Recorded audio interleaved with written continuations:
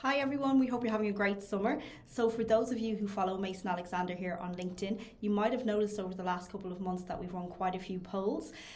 These have been based around conversations that we seem to be having quite a lot with our clients and candidates. And we wanted to share the results with you today and kind of talk through the results. And we'd also love to get your feedback on them. So if you'd like to comment or give a bit of feedback underneath would be fantastic. We'd love to hear what you have to say. So following on from that, the first poll that we ran was, have you ever accepted a counter offer? We gave 4 options here and the results are quite telling.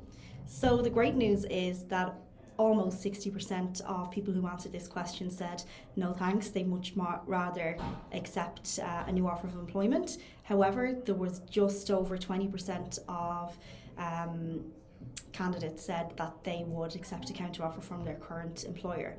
So that got us thinking about, if you are a company out there or a business out there who are looking to attract and secure top talent within your business, what are the things that you need to be doing to make sure you don't find yourself in a situation where that person will accept a counter offer from their current employer? And I think the takeaways and something we've seen throughout processes that can be really, really beneficial and really negate this happening is making sure that the candidate has a really positive experience and journey while interviewing within every aspect of that interview process with you.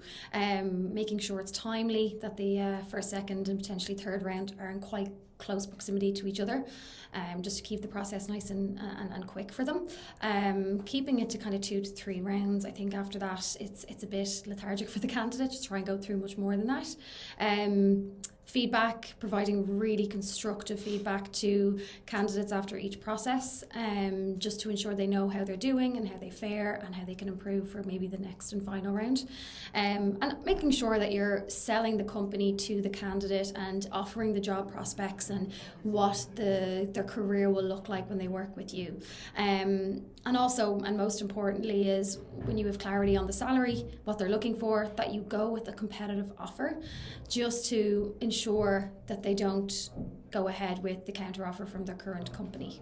The second poll that we put up was, would you accept a counter offer from your current employer?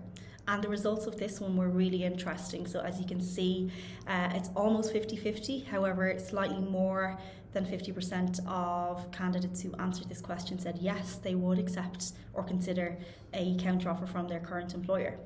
So I suppose back to our previous point, it's so worth considering this when you have someone within a process that they will potentially accept a counteroffer. So again, back to competitive offer, but also keeping a second candidate in the process and right through to final as, I don't like to use the word backup, but a contingency plan for losing that candidate, your preferred candidate, to a counteroffer. So the final poll that we ran and the last question that we asked was, what would make you stay at your current company?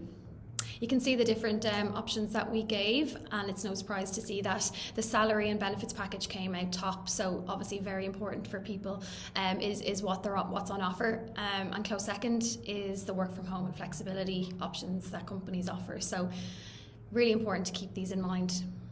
And actually, as recruitment consultants working with our candidates and clients, this is something that we put a lot of effort in and have a lot of conversations around quite early in the process with our candidates. So we are able to provide the wish list of each candidate with our clients from the outset, so there's no surprises at the end. However, sometimes adding in that little additional benefit or perk or that little bit more flexibility can ensure that you get that offer over the line, so you don't have to enter into any counter offer situation. Well, that's it. We hope you found that useful, informative, and maybe it's something that you can think about, take away, bring into your process, and maybe look at implementing in the future. Yeah, so if you are any of our clients or candidates out there and you'd like to have a confidential chat with us about these topics, or if there's anything we can help you with at all, feel free to get in touch. And we'd also love to see or hear your own comments around these polls. So feel free to type into the comments box below.